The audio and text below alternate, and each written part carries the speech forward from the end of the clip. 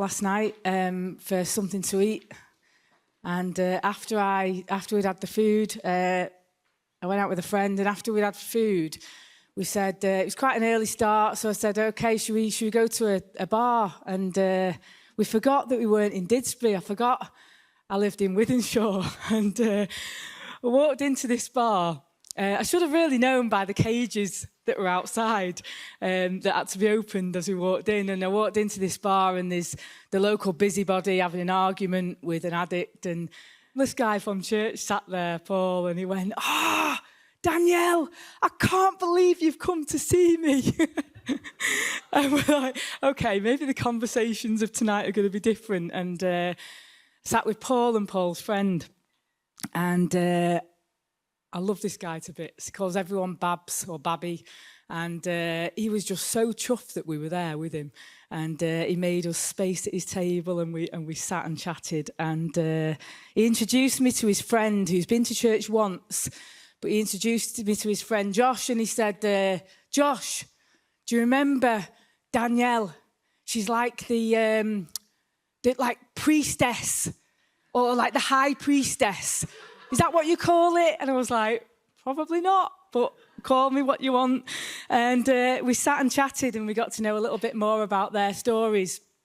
Life for those people we sat with last night hasn't been easy. There's a reason that they're in the positions that they're in.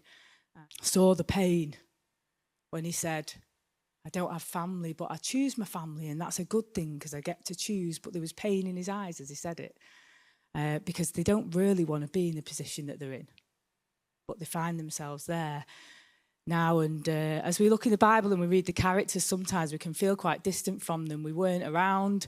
We didn't live the life that they lived.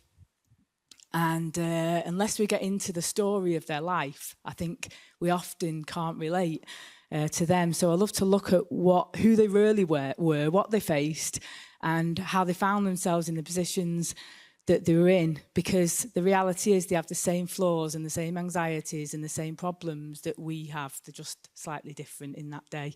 They become more human to us when we realise who they are, just like the guys last night as I sat with them and realised the stories, and we began to become almost closer as we shared a bit of life together. I want to read from Judges 6, verse 1 to 16. The Israelites did evil in the eyes of the Lord, and for 7 years he gave them into the hands of the Midianites. Because the power of Midian was so oppressive, the Israelites prepared shelters for themselves in mountain clefts, caves and strongholds. Whenever the Israelites planted their crops, the Midianites, Amalekites and other eastern peoples invaded the country. They camped on the land and ruined the crops all the way to Gaza and did not spare a living thing for Israel, neither sheep nor cattle nor donkeys. They came up with their livestock and their tents like swarms of locusts. It was impossible to count them or their camels. They invaded the land to ravage it. Midian so impoverished the Israelites that they cried out to the Lord for help.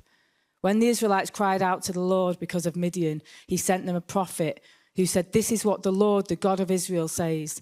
I brought you up out of Egypt, out of the land of slavery. I rescued you from the hand of the Egyptians, and I delivered you from the hand of your oppressors. I drove them out before you and gave you their land. I said to you, I am the Lord your God. Do not worship the gods of the Amorites in whose land you live." But you've not listened to me. The angel of the Lord came and sat down under the oak in Opera that belonged to Joash the Abizrite, where his son Gideon was threshing wheat in a winepress to keep it from the Midianites. When the angel of the Lord appeared to Gideon, he said, "The Lord is with you, mighty warrior." "Pardon me, my lord," Gideon replied, "but if the Lord is with us, why has all this happened to us? Where are all the wonders that our ancestors told us about when they said, 'Did not the Lord bring us out of Egypt?' But now the Lord has abandoned us and given us into the hand of Midian." The Lord turned to him and said, "Go in the strength you have and save Israel out of Midian's hand. Am I not sending you?" "Pardon me, my lord," Gideon replied, "but how can I save Israel? My clan is the weakest in Manasseh, and I am the least in my family." And the Lord answered, "I will be with you, and you will strike down all the Midianites, leaving none alive." It's a big story to share this morning, and we're not going to go into the whole story, but I want to just look at the way God calls Gideon Time and time again, God's rescued the Israelites. He's performed miracles. He'd chosen Abraham to be the father of many nations. And they hadn't made it easy. He'd rescued them time and time again. He'd performed miracles like the crossing of the Red Sea. He'd sent the 10 plagues. He'd done all that stuff. And they'd seen God at work. And they'd experienced all this. But still they complained to God. They spent time in the wilderness and were led into the promised land. He provided water and food for them to eat in that time. He raised up leaders and judges and kings. And he knocked down the walls of Jericho. And the response, you'd imagine, would be, we'll do anything for you, God. We know you're faithful. We've seen you faithful when we've been unfaithful. We'll do anything for you because we trust you. I have this thing at MCC where I've had people say, I've asked them to do something and they say, I'd do anything for you, Danielle. And I think, oh, gosh, do not say that. And I say to them, don't do anything for me. But they're just overwhelmed. They're just overwhelmed that God has changed their life and that the church has been there for them and that they have this sense of being overwhelmed, and therefore even the young lads who play up for other people will come running over when you're carrying something. There's just something there. But the Israelites weren't there. Even though God had done all that he'd done for them, they weren't in that place. The response was to worship idols, to turn their backs on God again, to turn to other gods. And God had responded in a way that any parent would, with discipline. And he allowed the Midianites to rule over them. And this is the time that Gideon lived in. He'd grown up in it, in the effects of the generations before him, and he found himself in this place. We read before about the fact that they were hiding in caves and all of that stuff because they were getting robbed all the time. That's the sort of life Gideon lived in the aftermath of the generations before him. And sometimes we find ourselves in those places too, in the aftermath of what people before us have done, and we're living in the effects of that. But for Gideon, that looked like oppression. It looked like being forced to hide in caves. It looked like fighting for his life, trying to survive the best he could. God could have had eyes on someone far greater than Gideon. 12 tribes, tens of thousands of people, so many more that were better than Gideon on the surface. And here God was choosing Gideon. It says, when the angel of the Lord appeared to Gideon, he said, "The Lord is with you, mighty warrior." Gideon isn't acting like a mighty warrior right there and then. He's hiding in fear, threshing wheat in a wine press to keep it hidden from the Midianites so they don't rob it from him. He doesn't look like a mighty warrior. He looks probably like a scared man. And yet God calls him mighty warrior. Because God doesn't talk to Gideon's current position. He talks to his potential. And he calls it out. He's speaking to the very thing that he's placed in Gideon. The thing that he placed in him, the divine vision that he placed in him at the very beginning, before life took its toll. In Romans 4, it talks about a God who gives life to the dead and calls into being the things that are not. Prophesying to the things that he's placed in people. And that's what he's doing here. He's calling the potential, calling out the potential in Gideon. The thing that is placed in him at the very beginning. He sees the strength that's been battered by life, battered by insecurity, the purpose that's been masked by fear. He sees past that and he speaks a word into his life, mighty warrior. And he calls him out. God's like, I see you, Gideon. I see you threshing wheat in secret because you're scared. I see you fighting for life. I see your anxiety, but above all that, I see you. I see the one I created before you were affected by the things of life. He knows what it is to speak life when there's none, to speak courage where courage is lacking, to speak hope where there's despair. He knows what that is. He knows to speak value to those who are unworthy.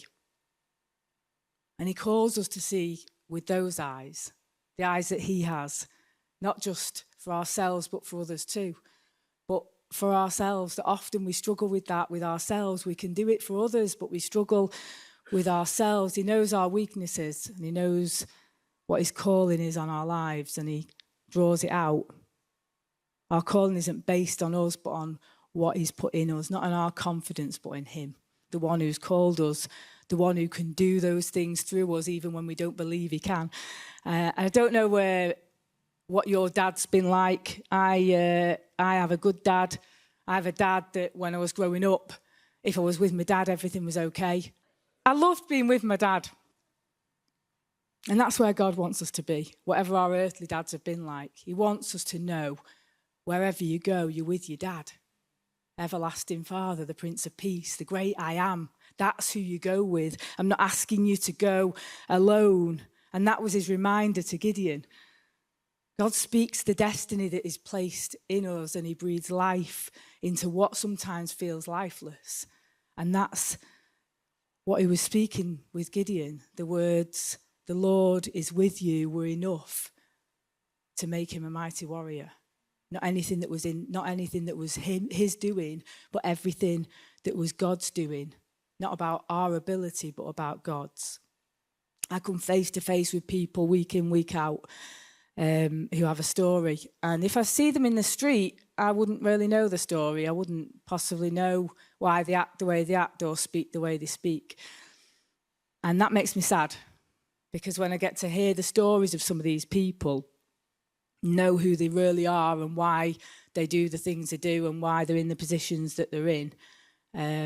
Like last night, it's an honour to be part of their world, because suddenly it becomes real. And it makes me sad that other people might not see the real them. It makes me sad that other people might not see the potential, the God-given potential that's in them. Because it's when we understand the why that we can have grace for the what.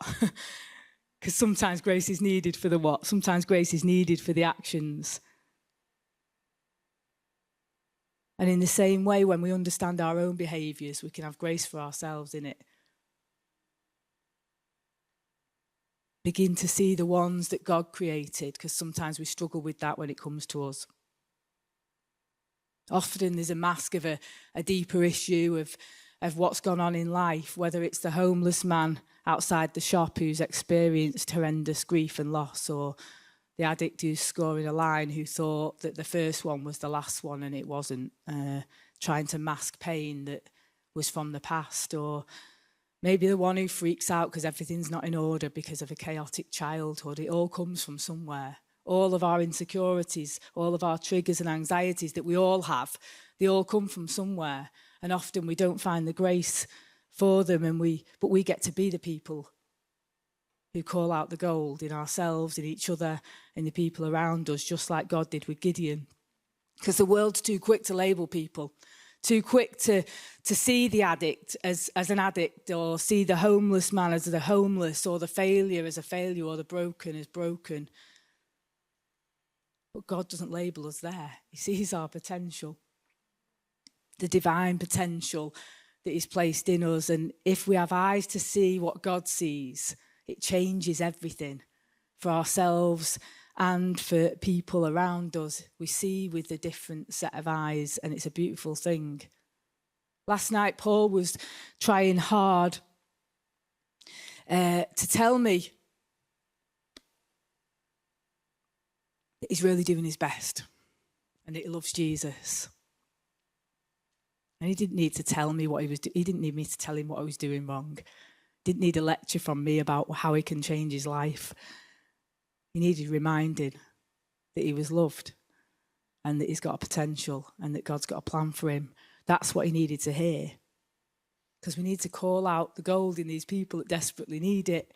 And sometimes we can go about our day and we can find these things as a inconvenience. And, you know, maybe last night, in fact, I don't think I did, to be honest. But sometimes we can go into these spaces and suddenly we think, oh gosh, people again. Last night, it was actually a joy when I saw his face, to know that I was going to sit and have a conversation with him. But we get the opportunity and the honour to call out the potential in others and in ourselves. You'll all know Tyson. Tyson the other week, obviously, has been with us since he was 10 years old. He's now 14 and taller than me. You grow to love people over time. Like I love people anyway, but you grow to love people in a different way. And it's just the other week, he was sat near me and he began to call my phone. And I was like, what are you doing? Why are you phoning me? Just tell me what you want to say. And he went, no, Dan, look. And he turned his phone round and he was phoning me so he could show me that in his phone, the contact his church mum. Oh, gosh, broke my heart just because I'm like, what an honour it's been to journey with that lad and see him just growing up and knowing that he's loved and knowing that he's got potential. It's a privilege that we get to do this. It's not an inconvenience.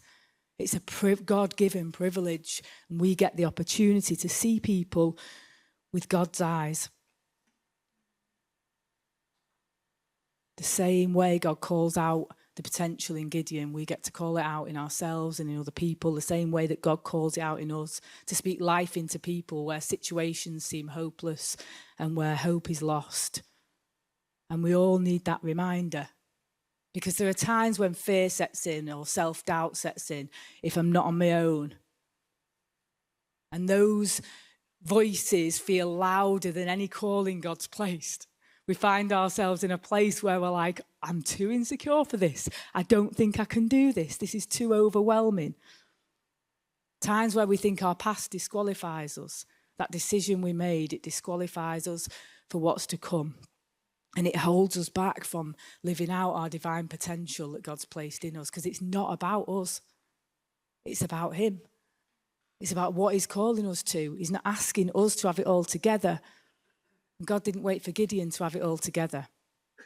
He met him right there in a moment of insecurity.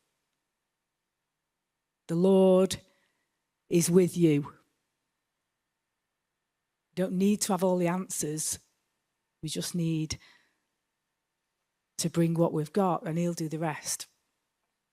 We took Paul on our church weekend the other week. He phoned me up and he said, one day, Babs, I'd like to come on that weekend. And I said, why one day? And he said, well, one day when I'm better, I'll come on that weekend. You'll see, I'll do it. And I said to him, Paul, never mind one day. Get yourself to the message and we'll get you a lift and we'll sort you out a case. You're coming on the church weekend. And he got there. And the joy on his face that weekend was something else. Because he was loved and he was accepted and he was part of the family. And he made friends with people who saw him for Paul, who he was. I didn't give him any rules. Give rules, they're there to be broken, so I didn't give any rules. I just didn't talk about alcohol and drugs. He stayed sober all weekend. He didn't take anything, and he was so full of joy because he got to see the potential of who he was. He got to be loved for who he was. Too often we see the behaviour and the struggle and we don't see past it. Don't see past the risk and the mess. We miss the potential in so many people when we do that. But also in ourselves when we can't see past our own chaos to what God can do in it. Gideon was in a place where he was living in the after effects of his ancestors' disobedience, and he didn't have it all together, but he had the opportunity to change it. He had the opportunity to allow God to speak life into his situation. He was fearful, he was anxious, but he had a choice to make. And he'd heard about the good things God had done in the past, but he'd not experienced them for himself. And he responds with some pushback, like I can imagine you would if you were in that position, growing up in the way he'd done and fighting the way he'd fought, God calling him. I imagine that I would push back too. Surely it can't be true that the Lord is going to call me. Gideon's thinking, surely not me. I'm literally hiding my wheat in a wine press so I don't get robbed. I've lived this life of oppression. How can you say you're with me? Surely you're not going to call me. Surely life would have been better if that was the case. It's almost like there's too much for the angel of the Lord to go into, and he doesn't even bother with a debate about the way the Israelites have behaved and the things they've done wrong and the times they've turned their back on him. He doesn't even remind Gideon of the lack of faithfulness. He just doesn't even bring it up. Doesn't start to list the miracles he's done to prove a point to Gideon. doesn't go over anything. Instead, he just calls out the potential again. The Lord turned to him and said, "Go in the strength you have and save Israel out of Midian's hand. Am I not sending you?" And I love that he doesn't even repeat the compliment. He doesn't even repeat mighty warrior. He just says, "I'm sending you. I am with you. Just go. Am I not sending you?" Forget your past. Forget your status. Forget your lack. It's not about that. It's not about you. It's about me. The call of God isn't dependent on you, Gideon. Am I not sending you? The great I am is sending you. It's my mission that you're on. I send you, therefore I go with you. So stop ruling yourself out and stop measuring your ability based on you, but base it on my authority. I love the fact that God didn't wait for Gideon to be out of fear, to be without fear before he used him. He used him in his fear and gave him small steps of obedience. He said, "Gideon, next do this. Now next do this." Because he knows that courage is built as we are obedient.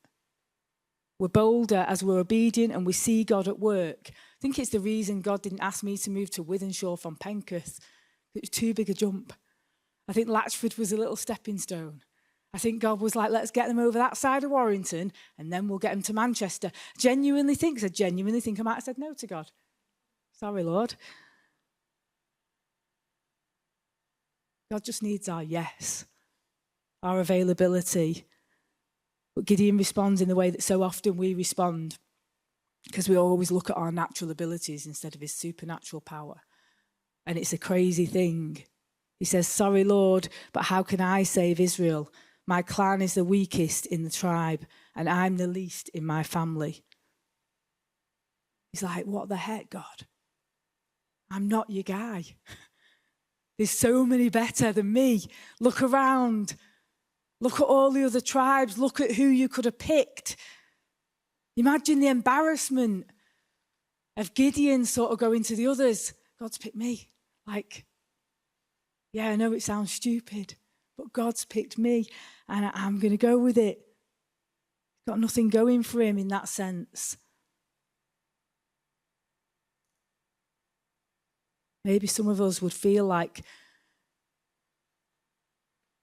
other people would do a better job of what we do. Maybe we find ourselves in that place sometimes. Definitely have those moments of thinking, 100% pick someone else. Don't pick me. Does Gideon really think he's good enough for God to use? God could have chosen someone with status, more powerful, from a better tribe, respected by others. But God just repeats himself again. I will be with you, and you will strike down all the Midianites, leaving none alive. I will be with you. The reason you'll be a mighty warrior isn't to do with you or your reputation or your confidence, but my presence with you. And God continuously calls out time and time again the potential in Gideon, reminding him again and again, because he needs reminding again and again, and so do we. Reminded again and again of the potential. And later, as Gideon gathers his army to go to battle, God takes away from his army from 32,000 to 300. And he says, "Gideon, now go with me with your 300. Because it's not about numbers. Makes no sense to us. But God's like, let me show you what I can do through you. It's not about your numbers in your army. He said to him, you've got too many men. I can't deliver Midian into their hands, or Israel will boast against me, saying my own strength has saved me. God wanted to make it unmistakably clear that it was him at work, that victory belonged to him. When he stripped away the numbers, he was stripping away self-reliance, because often when we're without stuff, when our resources are lacking, when our confidence is most shaken, when all we have left is him, that's when he's glorified often. And we don't like being in that place. But so often that's where God uses us from, when we've just not got what we need, where he can be glorified because it's all about him. And that's the place Gideon goes from. He goes scared, he goes anxious, he goes feeling unworthy, but he goes anyway. And yes, he questions God. And yeah, he tests God. But he continues to give God his yes in it all.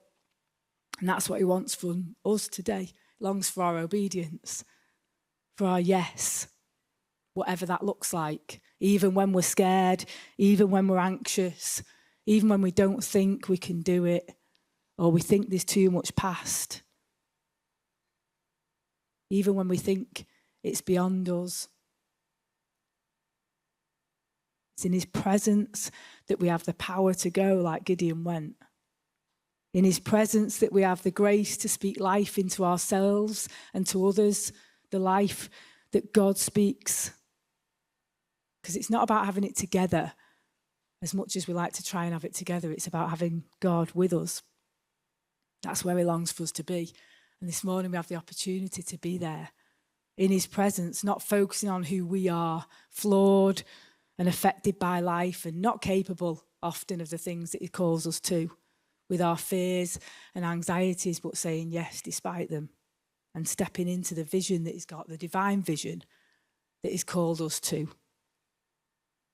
Because God sees us this morning and he calls out the gold in us, even when we are seeing what's not gold. He's calling out the gold this morning. I wonder if this morning God's calling us to give him our yes again. To trust that his presence is enough for us. Or maybe he's asking us to see the gold in someone else. Maybe we've lost sight of God's vision and potential in other people. Maybe there's someone this morning that's on your mind that you've not been calling out the gold in. That's what he does for us.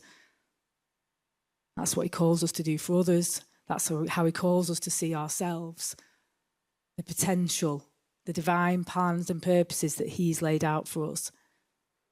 Because when we see failure, he's already speaking victory. When we see mess, he's already restoring and shaping something beautiful from it. I can't tell you the way I've seen God work in horrible mess, in mess that just can't be fixed. And yet God, in his grace, has brought a different level of restoration that I never expected. And it's a beautiful thing, because God's not put off by mess.